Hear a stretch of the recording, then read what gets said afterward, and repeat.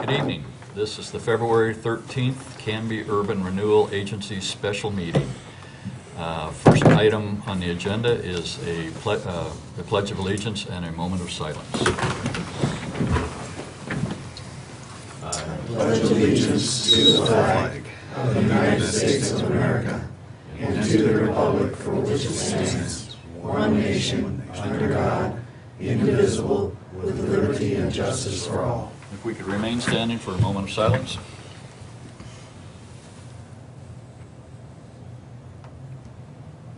Thank you.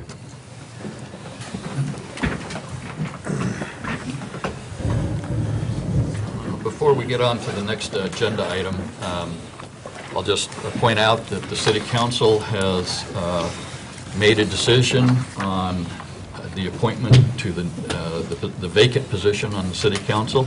That gentleman that's been selected is in the audience, Clint Coleman. Clint can't join us at the podium tonight because he hasn't been sworn in to the council yet. So when that happens, he will automatically be our 7th member on the Urban Renewal Agency.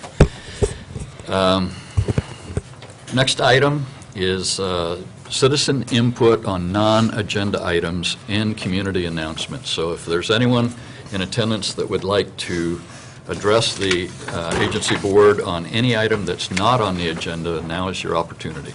I have a few announcements. Okay, let's see if there's anybody. No one's jumping up, so Sue. Okay. So happy birthday to the city of Canby, which turns 120 this Friday, February 15th. For those of you who didn't know, the city was incorporated on February 15th, 1893. Just a few meeting reminders. The next design meeting for the library will be Tuesday, February 19th at 6:30, and that will be at the Canby Police Facility in the Community Room, 1175 Northwest 3rd. And Julie asked to let you know the Transit Committee for February 21st was canceled due to some schedule conflicts. The next Transit Committee meeting will be held March 21st at 5:30 in City Hall, 182 North Holly Street. The Planning Commission meeting on February 25th has also been canceled, and there will be an extra Urban Renewal Agency meeting this month at 6 o'clock on February 27th here in Council Chambers, 155 Northwest 2nd Avenue. Thanks, Sue. You're welcome. All right. Next item on the agenda is the consent agenda, and the only item in the consent agenda tonight is the minutes from the January 9th, 2013 URD Agency Special Meeting. I'll motion, pardon me, Chairman Ayers, I move that we approve the consent agenda, which include the minutes from the January 9th, 2013 URD Agency Special Meeting. Is there a second? Second. Motion by Commissioner Hodson, second by Commissioner Dale to approve the consent agenda, which includes the minutes from the January 9th, 2013 URD Agency Special Meeting. All those in favor, say aye. Aye. Opposed, same sign, passes unanimously. Okay, new business. First item under new business, the presentation on CMGC findings for the library facility. Thank you, Greg? Chairman.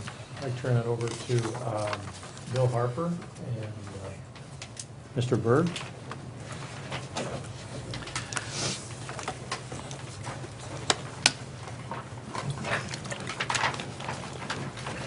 Welcome.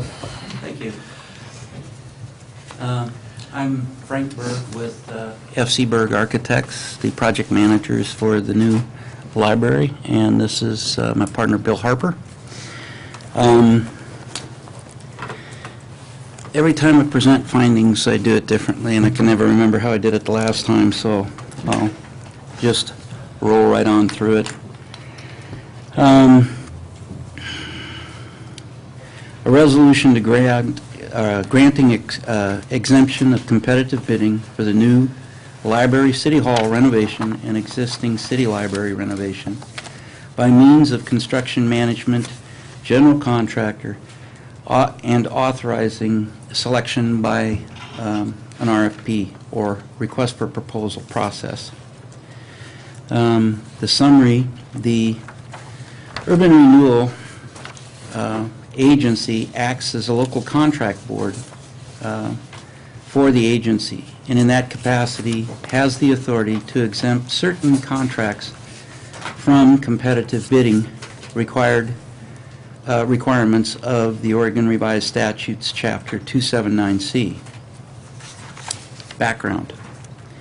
The Oregon Revised Statute 279.33 parentheses 2 permits the local contracting board to exempt contracts from the traditional competitive bidding upon approval of findings of fact showing that an alternate contracting process is unlikely to encourage favoritism or diminish competition, and that the process will result in substantial cost savings for the public agency. The Canby Urban Renewal Agency acts as a local contracting board for the agency. ORS 279.400 through ORS 279C.410 describe the request for proposals method of solicitation as an alternate to the traditional competitive bidding.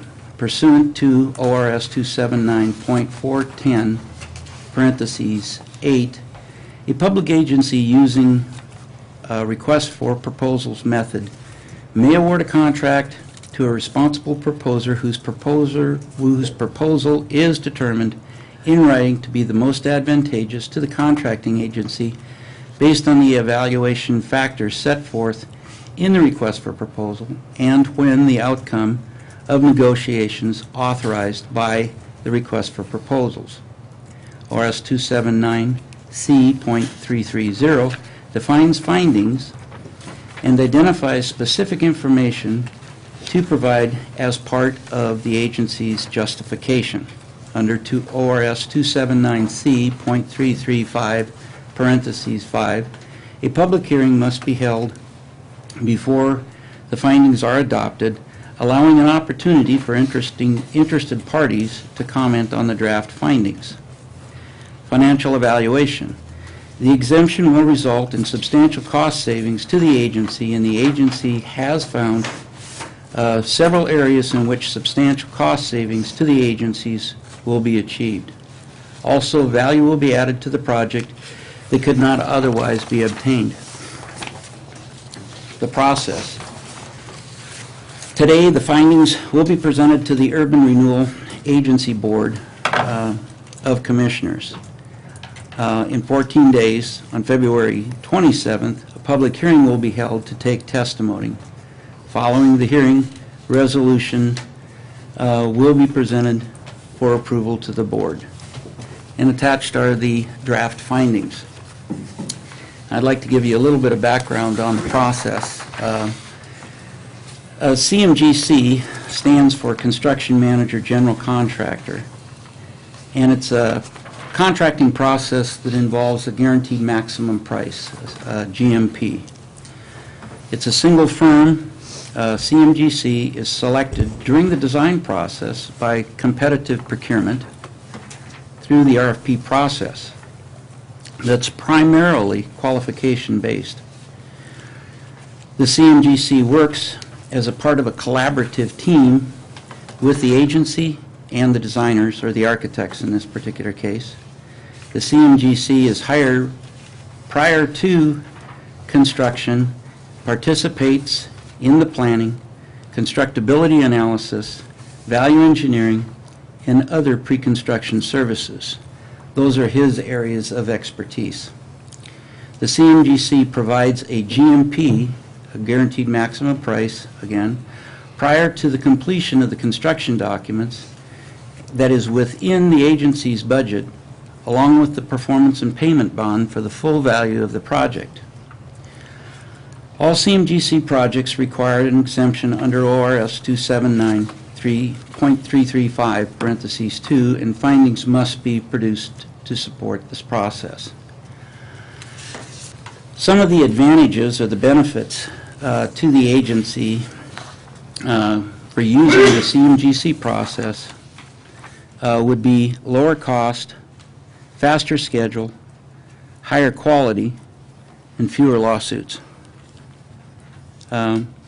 Basically, there's 4 criteria for using this method of contracting, and you should be able to point out at least two that qualify you to use the process.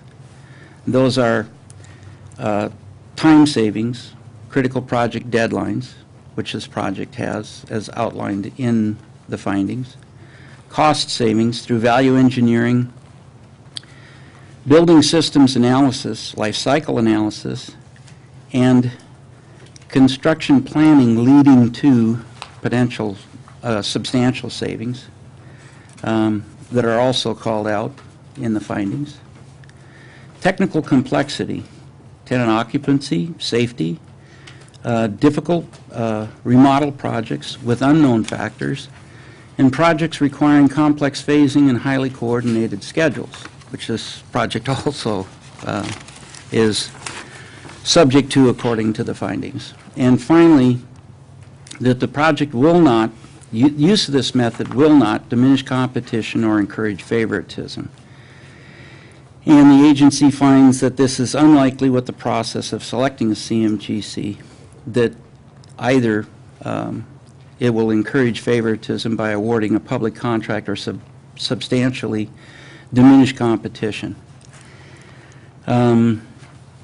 The present outline is the public hearing will be held on February 27th.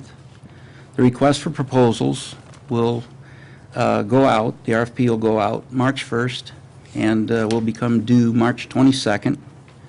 The scoring will take place and the interviews are tentatively scheduled for March 30th, and post-selection debriefing and award by April 10th of this year. And then I would go into a little bit about the project. The new library and renovated City Hall building really involves two adjacent buildings, the new library facility and the renovated City Hall building. The two buildings will be conjoined by a common lobby and restrooms, and the existing library building will be renovated for city offices, and a new library building will replace. The existing vacated police station at the southwest corner of North Holly and First Avenue are being considered for the use of the interim city offices during the construction of the new lobby and renovated City Hall building.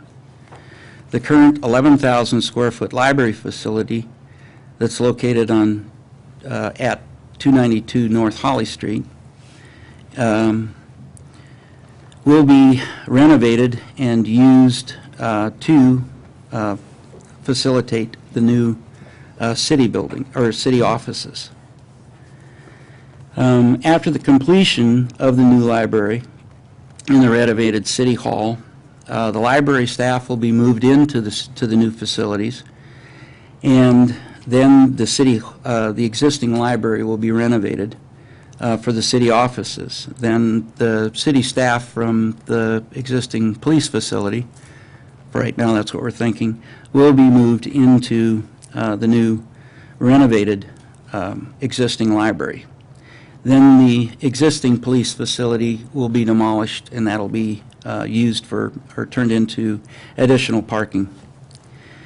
The nature of this project will require strategic planning, complicated scheduling, critical coordination of construction integrated with necessary safety measures.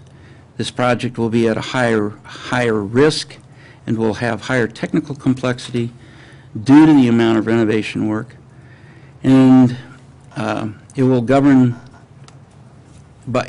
be governed by significant schedule constraints, will require complex phasing, and will contain budget limitations that require close monitoring to the budget.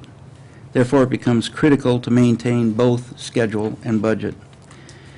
In consideration of these facts, the alternative method of contracting for the public improvement should be considered. Therefore, the following findings support the exemption for competitive bidding and the use of an RFP or request for proposal process for the selection of a construction manager, general contractor, method of construction contracting. I don't know if everybody's had an opportunity to go through the findings and have any particular questions. Does anyone have any specific questions at this point? Well, I don't have any on the findings, but I do have a couple questions. You want to finish your presentation first? And Well, that was pretty much it. I wanted to Okay. hit the findings. All right. Highlights. one of the things you mentioned in the reasons why this is a good thing to do is fewer lawsuits. Describe how this brings fewer lawsuits. Well, the contractors, by being selected earlier, is assisting right through the design phase. He's in touch with everything that's going on, and he becomes a part of the team. What I like to call, he buys in. His motivation is to see the success of the project. The selection process is competitive, not only for qualification base, but also we require 3 main areas of cost be identified. We're far enough along by the time we put out the RFP for the contractor to establish general conditions, in other words, the cost of the work. He can establish what his fee would be to do the work, and that's generally a percentage. And that varies in the findings. It's pointed out that the fee is generally much less with CMGC, and that's because the contractor is at less risk. He is better identified with everything that needs to be done with the project. Therefore, he can reduce his fee. Now, the findings say that we typically see these fees between 3 and 5%. The police station, CMGC, 2.35. 2.35. We've seen fees as low as 1.75. With the contractor's buy-in, like I say, there's less risk, and he can focus more on trying to get a successful project. So with that in mind, his focus is on the success of the project rather than in the typical design bid build, the motivation is profit. Second question I had, how many contractors do you expect to compete for Well, consideration? we're gonna call a lot of, we're gonna try to really promote this particular project. I would guess Well, 8. we've had calls from 4 firms already, Yeah, and we expect to have at least double that, if not more. How yeah. many did we have on the police department? 7? We had 16 show up at the pre-proposal conference, Right. and I believe 11 said they would submit, and finally we had like 9. Okay. Greg?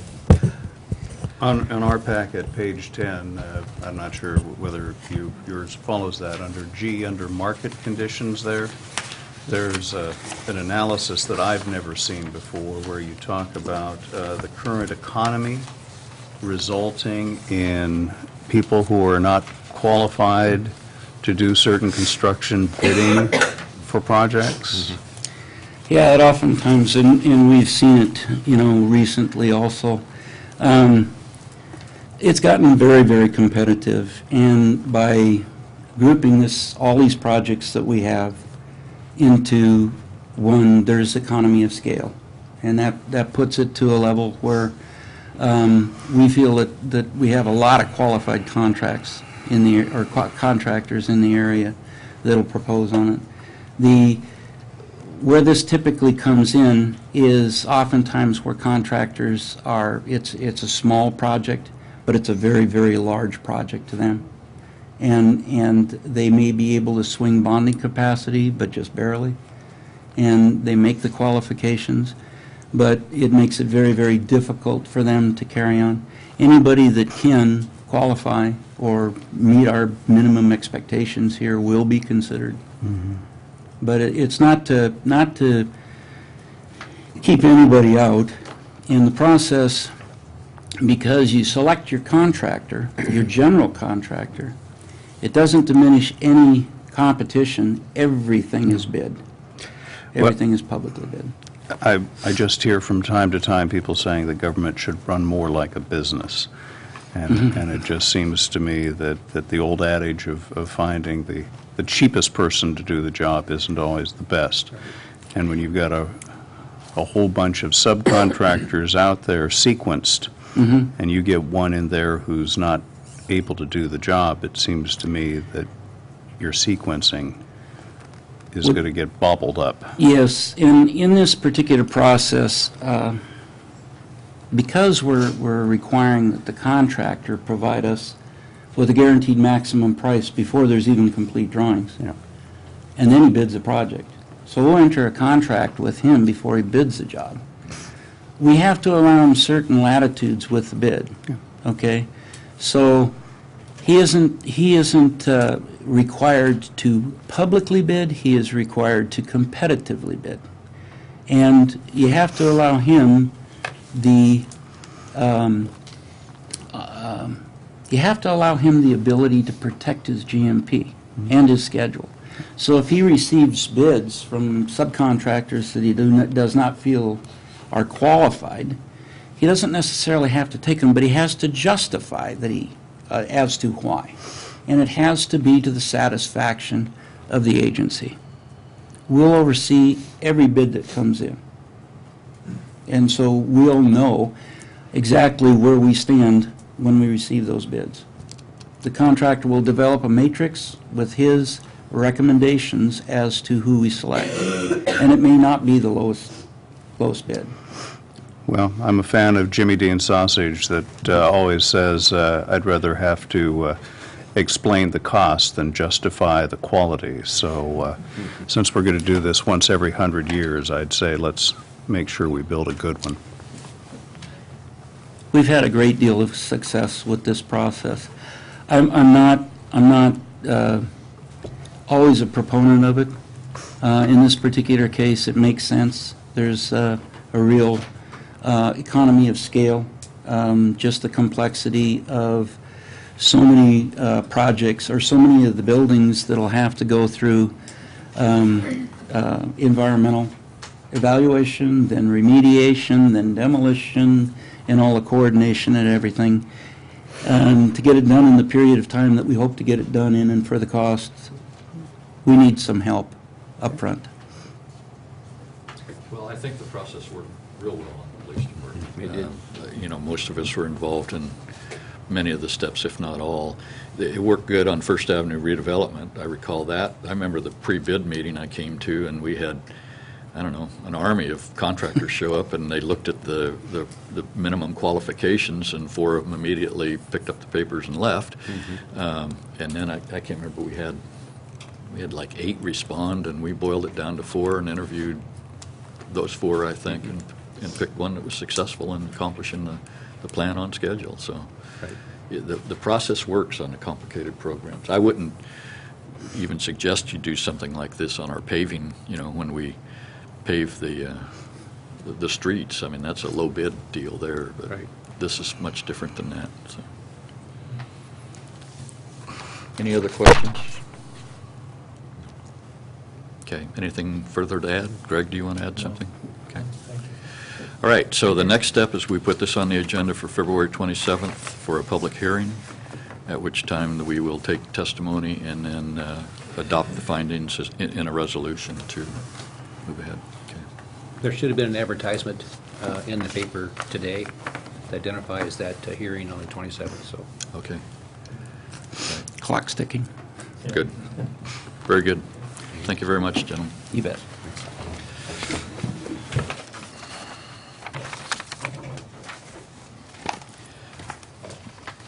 Okay, next item is Gene's Home Electronics Facade Improvement Application. Jamie, is that you?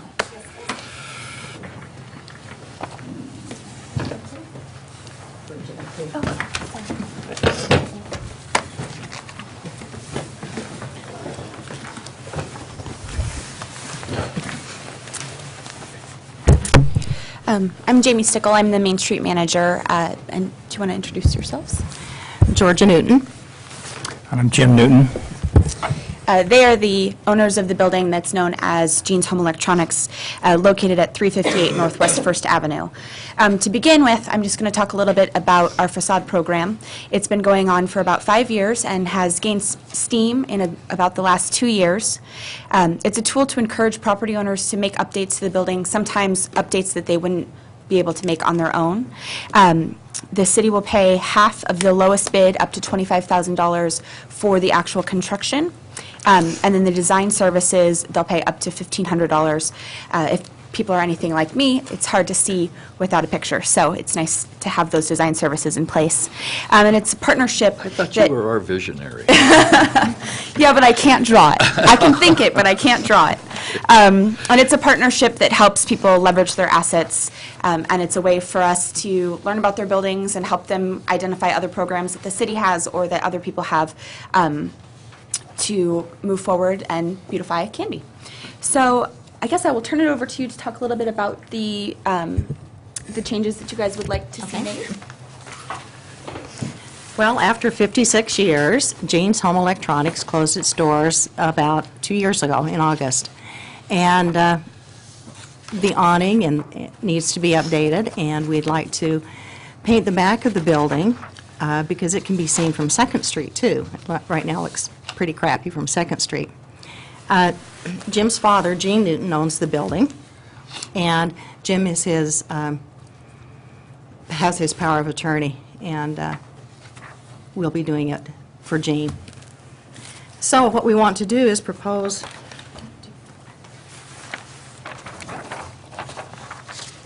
we have a little graphic.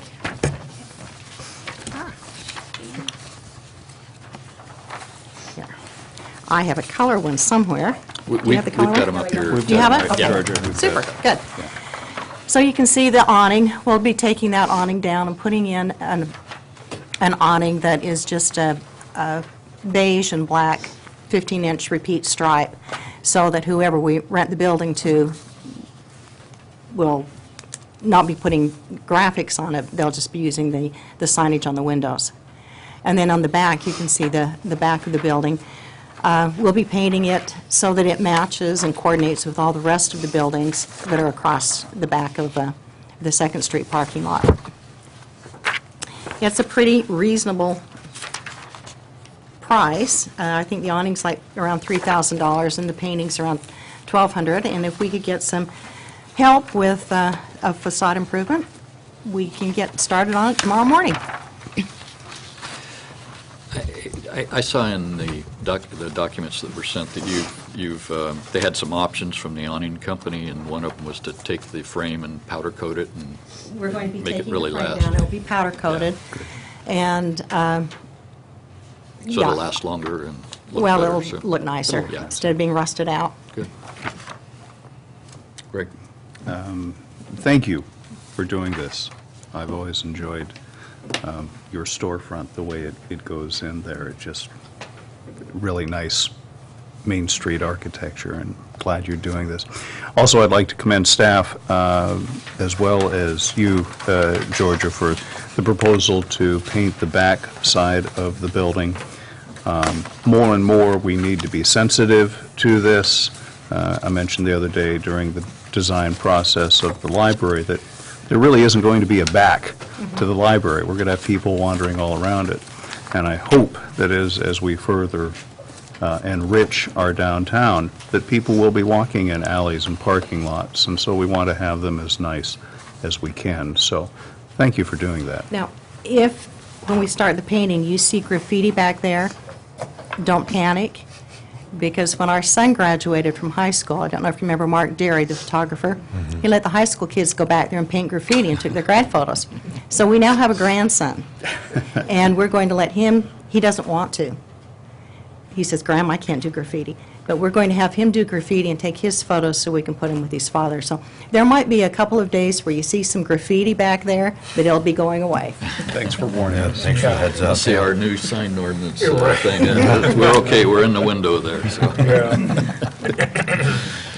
Okay, anything else, Jamie? Just that staff recommends that the agency approve the allocation of matching grant funds for this project. It looks that the Urban Renewal Agency's contribution will be about $2,087. Mr. Chair? Mr. Parker? I move to approve the matching grant of up to $25,000 for facade improvements to 358 Northwest First Avenue building under the guidelines of the Downtown Canby Facade Improvement Program. I will second that. The motion by Commissioner Parker, second by Commissioner Hudson to approve the matching grant of up to $25,000 for the facade improvements to 358 Northwest First Avenue building under the guidelines of the Downtown Canby Facade Improvement Program. Is there discussion? All those, Small point. excuse me. I Commissioner can't Day. remember, Mr. Chair, do we typically, in the text, say 25,000? Yeah, that's our limit, and so that's normally what So we don't have to quote the actual? No. Right, thank you.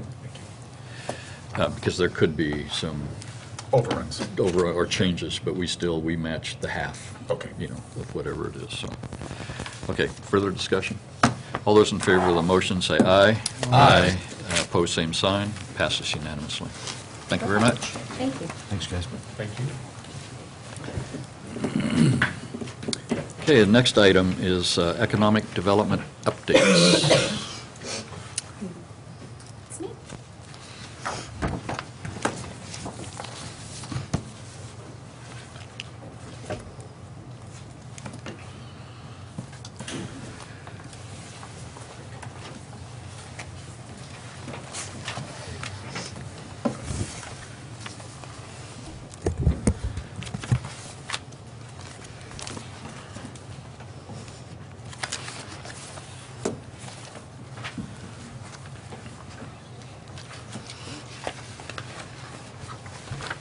Okay.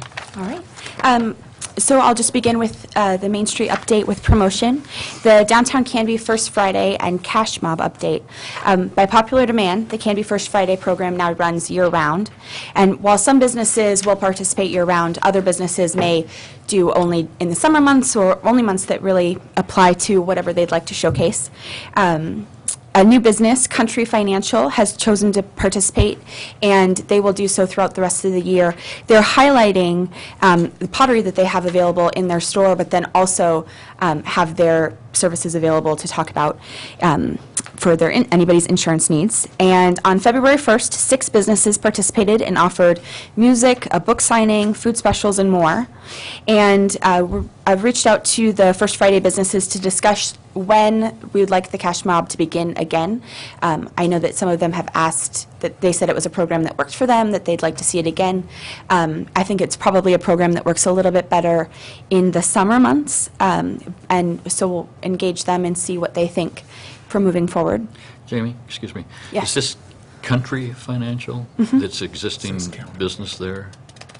And it's new to the First Friday. First Friday, okay. It Yes. says County Financial here, and that's what, so we're talking about the business that's been there, they're just Yes. now participating. I should, yeah. Okay, good. It doesn't catch it because it's a word, I you know? If you spell check, it's not very smart. Yes, the existing business.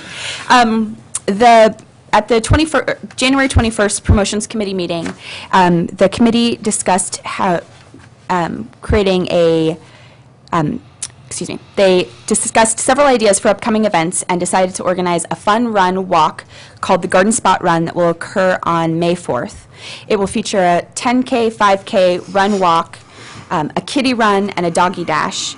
And right now, the committee members are coordinating on lots of different activities, working with other groups like the Master Gardeners and the Saturday Market, and seeing if there's a way that we can help get that walkability factor happening that we talk about. So that's an ongoing project that we're working on until May 4th, and I encourage all of you to come down with your running or walking shoes and to participate. For Valentine's Day, the 19 businesses are participating in a Valentine's Day promotion that encourages people to shop, dine, and entertain themselves or their loved ones in downtown Canby.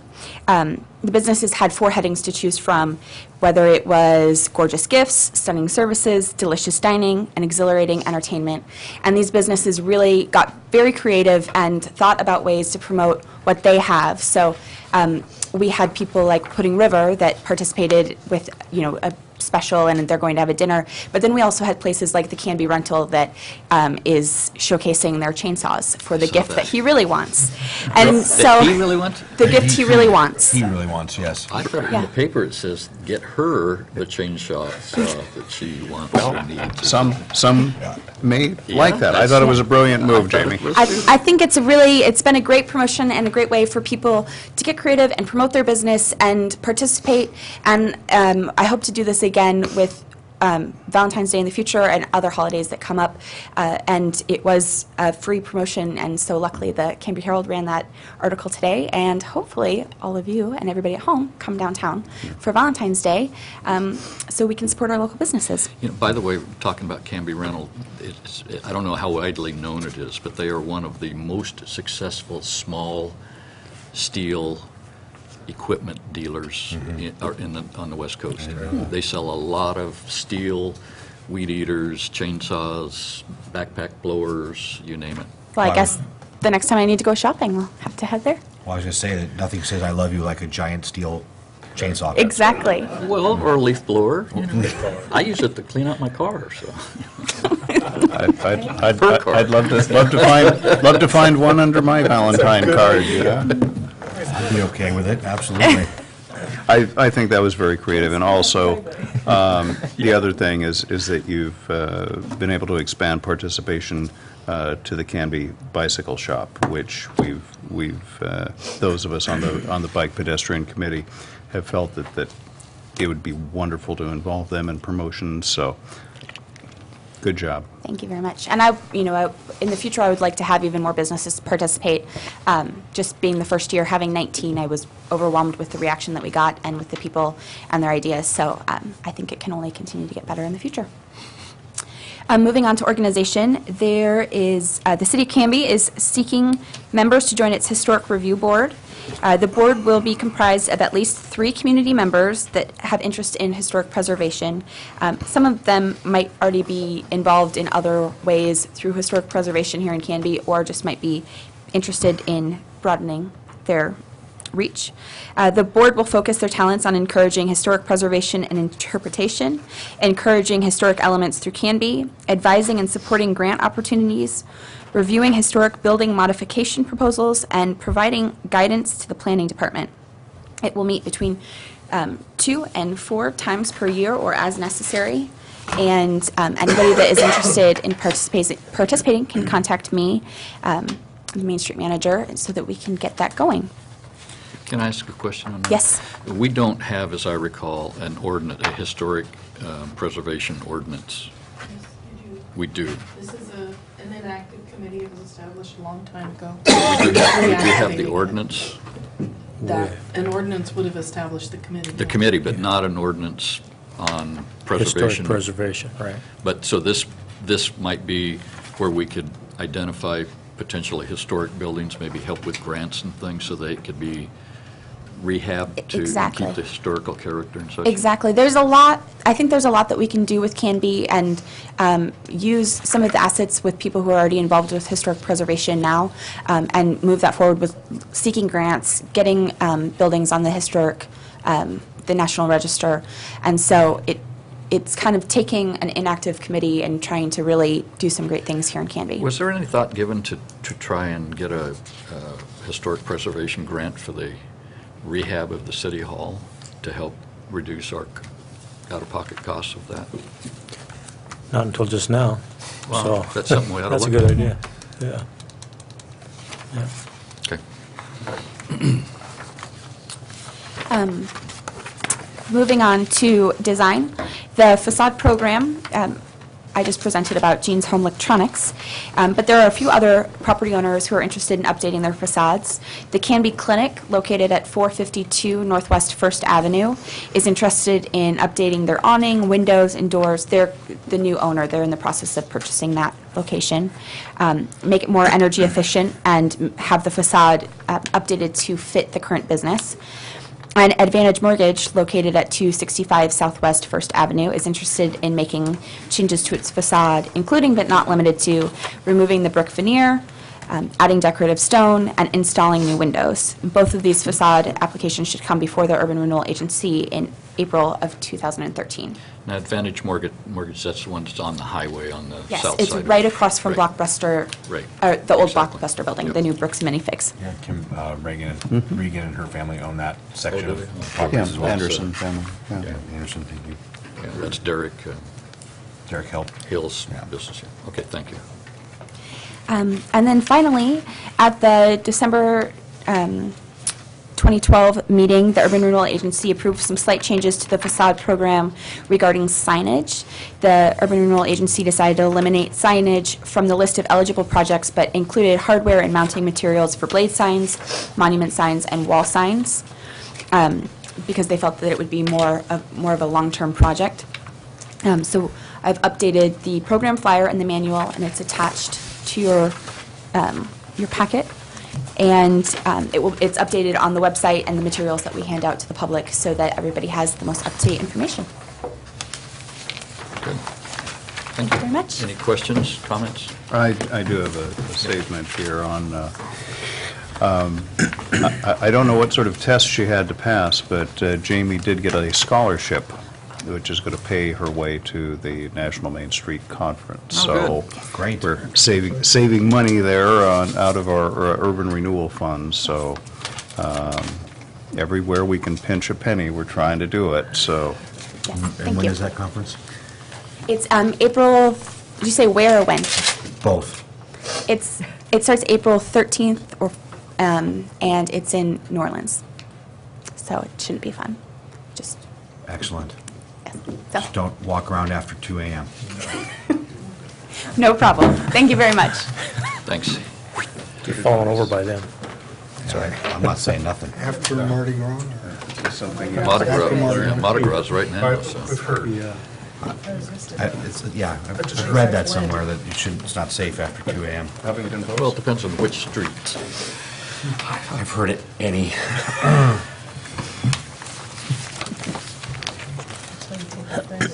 That's right. Yeah.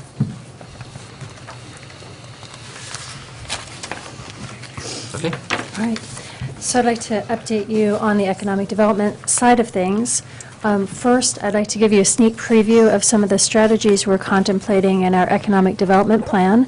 So on the second page in your packet, you'll see the highlights of what we will be proposing and bringing before you in March.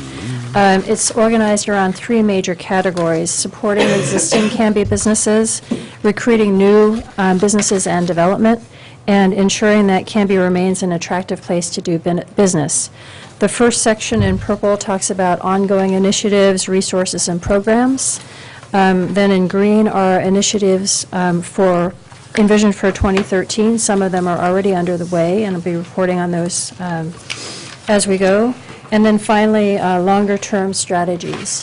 What I've done is taken these broad ideas forward to our economic development partners at the county and the state. I've run it by our Canby Community Response Team, which are our economic development business recruitment advisors in the city.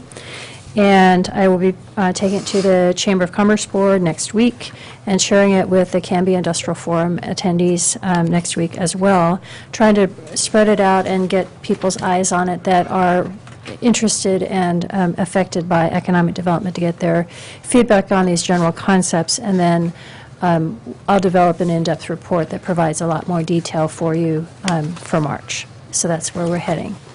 Next, on business assistance, unfortunately, Pico Manufacturing closed its doors in mid-January. It was sad to see. Pico.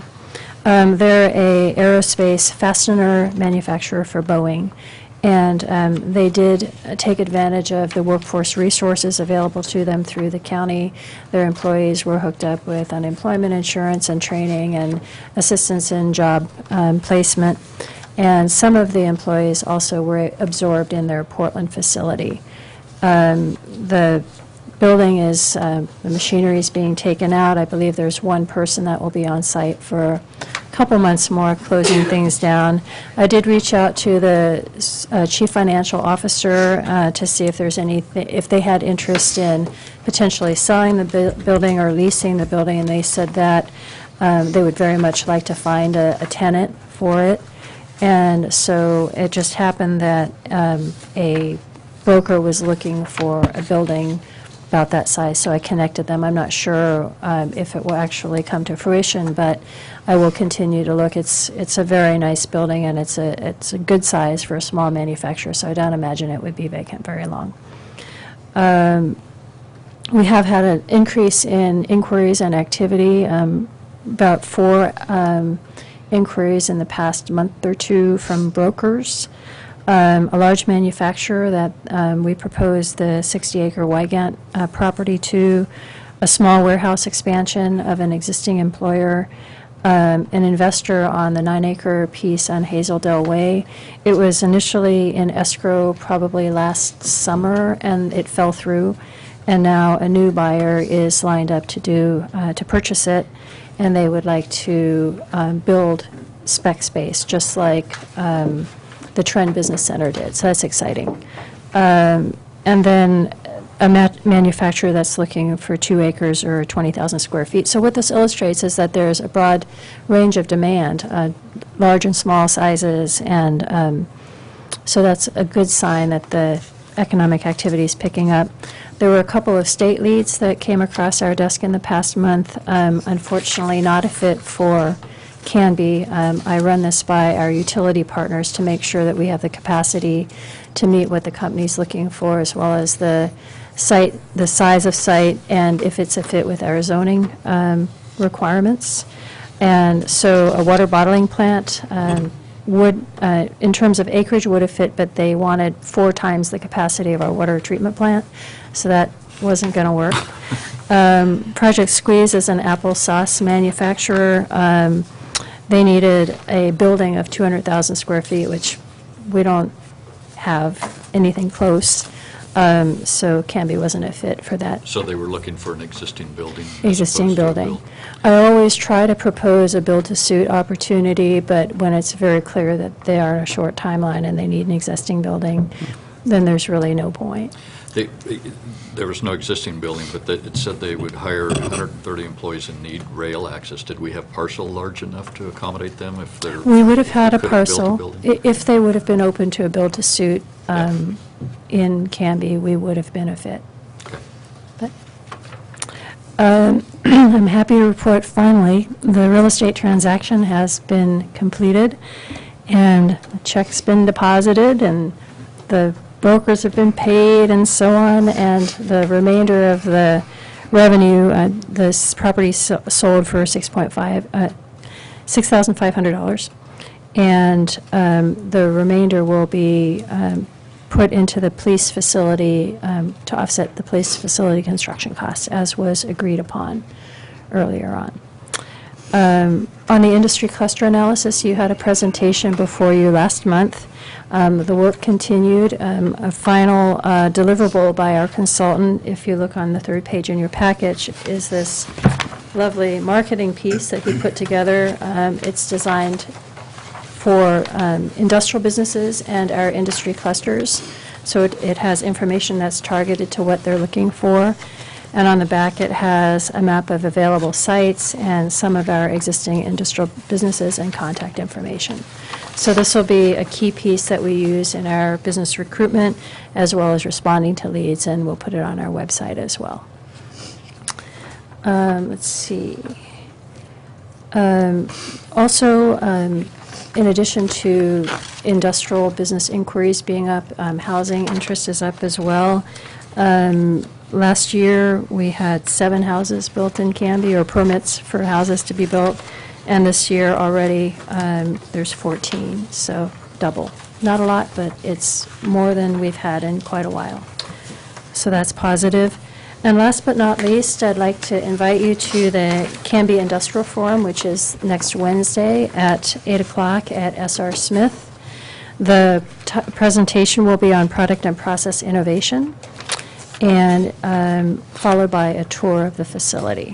So there's a map on the back of the flyer, shows you how to get there. It's a little bit confusing to find your way around. And that's all I have for you today. I'm happy to answer any questions. Okay. Any questions for Renata? Okay. Right, Thanks very much. Do you have anything? I do have one thing, actually at your request, ask Kurt McLeod for I an was going to see update. if your memory was Oh, still... My computer went gunny sack Oh, about yes, the 10 minutes computer's till fault. 6. There we go. Amanda saved the day. She got this thing printed out, Okay. and, but anyway, I'm going to pass this out. usually does. All right. Yeah, I know. I don't rub it in, thanks, but you're right. But this is an update on the Sequoia Parkway project, and basically it just says that the application is with ODOT, should be, they're anticipating approval by March 15th. We don't need their approval to go out for bids, so I believe Kurt's going out for bid, looking at an April start on this, once we get the ODOT approval, and it's about a 6-month project, so we're looking September, October. So that's where it's at, just waiting for it. Just for everyone's information, I asked Greg to give us an update on this because my recollection, we were going to try and start as early in the spring as we feasibly could, and so it gets done in the best weather, and it looks like the schedule is there. Now, we had the discussion regarding the CMGC on the buildings here. I assume on this project, we're going to a straight bid. It'll be system. straight bid. It's not, there's not much Right. complication about this. It's going to be kind of a block Excavating, bridge. grading, Yeah. and mason, or Yeah. concrete walls. Yes, yeah. Pretty standard stuff on the street. We've got standards within our ordinances that say here's what our streets have to look like, Right. cut to fit and paint to match. Good. So, I think we're all looking forward to getting this yeah, going and finished, so. yeah. Just one other comment I had. In our new chambers, in the renewed or renovated City Hall building, when that's done, are we going to have a PA speaker microphone system so that when people are sitting here, people in the back can hear what is being said? Yeah, that's something I wanted to do here if we weren't going to move, because we've gotten complaints about Yeah. people, even in here, not being able to No. hear back there. Yeah. I mean, Okay. Mr. Coons is hard of hearing, but even he, So, yes. It's from all The those answer is sirens. I was yes. thinking There the you same go. thing. Clanging of the bell. Anything more, Greg? No, that's all. Anything Thank you. from any of the commissioners of Greg or staff? Okay, we will, Sue? I'm sorry, I forgot to mention Monday's a holiday, so City Hall will be closed, the library is closed, transit runs on the holiday schedule, and the pool has a special public swim from 1 to 3. Okay, so that's Okay. President's Day then? Okay. Okay, we'll give, we've accomplished our business for the night, but we'll give another opportunity for public input if anybody would like to address us. And I see no rush to the microphone, so with that, I would entertain a motion to adjourn. Move to adjourn. Commissioner Hodson, Commissioner, I was going to say Harriet for some reason. I don't know. It's an H. I'm sorry, Tracy. You're out of practice. Commissioner, I'm out of practice. Don't do this often enough. All those in favor say aye. Aye. Adjourn.